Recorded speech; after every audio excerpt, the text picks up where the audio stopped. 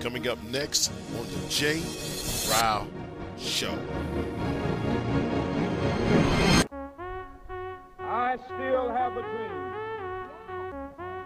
It is a dream deeply rooted in the American dream. I have a dream. But it also comes from my own story. I'm the son of a black man from Kenya and a white woman from Kansas. The elephant in the room. That's right. We're going to talk about it today.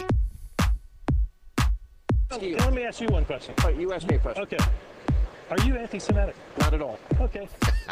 Sean Punk Hannity. How does it feel, homeboy?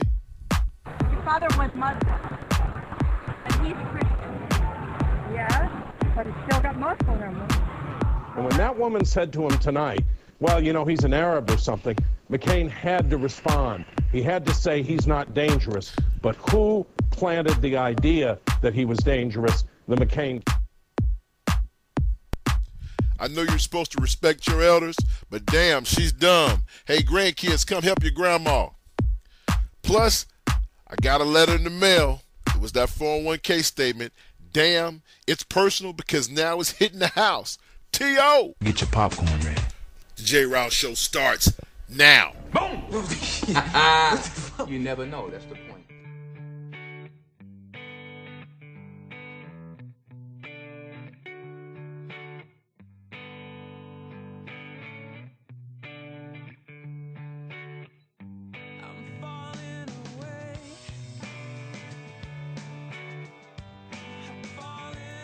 Wow. This credit crisis, folks, it's serious business. It's time to pay attention. Hey, welcome into another edition of the J. Rao Show. And, of course, you can reach the show at the JRaoShow@live.com, the JRaoShow@live.com. Promise I'll get some of your emails in a very short period of time that we do have. But listen, folks, this credit crisis is no joke. Matter of fact, it hit this house when I checked the mailbox yesterday and got our 401k report. Oh my God, it's not a good thing. And this is what I was talking about a couple of shows back. You know, when this thing first came to head, all you guys started calling your Congress people, telling them to do not support this bill. Do not support this bill. And I guarantee you that the delay in passing that bill has played a role in this just devastating moment in our nation's credit history, financial history. You can't convince me otherwise. Because this is, because once again, like I told you guys a few shows back, you're not economists. So why are you calling your Congress people, telling them not to support the bill? And then you had some of these clowns out there saying things like, well, I'd rather for the market to correct itself. We don't want to be a socialist nation and all this nonsense. Folks,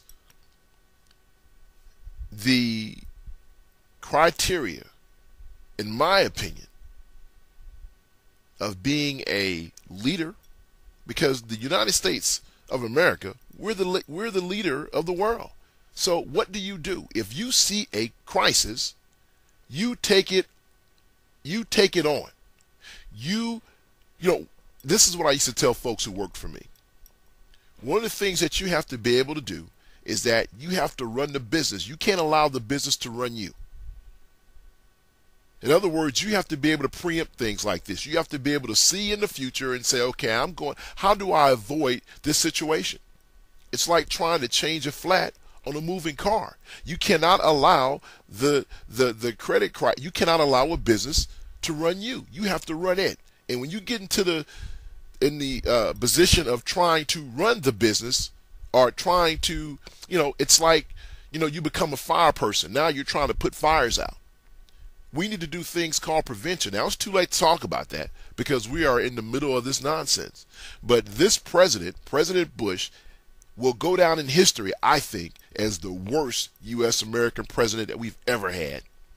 And you folks should have woke up and saw this in 2004, but you reelected this guy because, once again, of a popularity contest.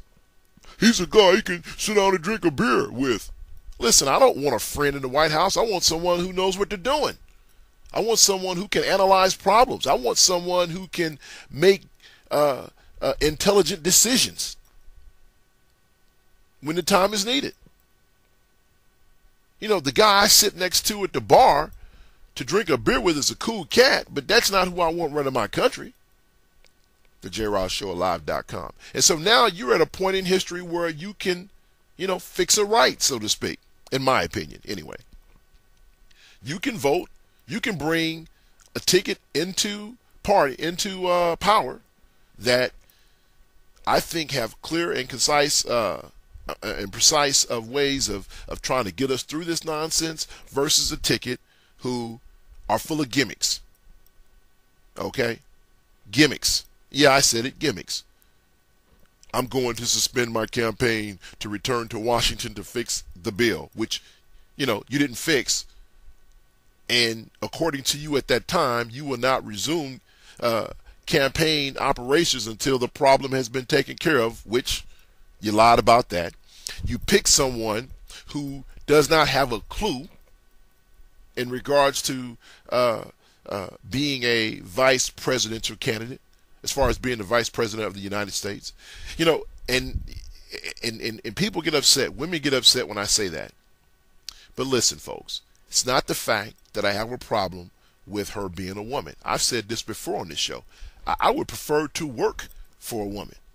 The people who've had the most influence in my life have been women. So I have no problem. The majority of my bosses have been women. I have no problem working for a woman. I have no problem with a woman being in charge. What I do have a problem with is women being used as a prop. She's a Barbie doll. He's the old dude with the young wife that you see riding around in the Corvette. And you're sitting around scratching your head like, how the hell did he pull that off?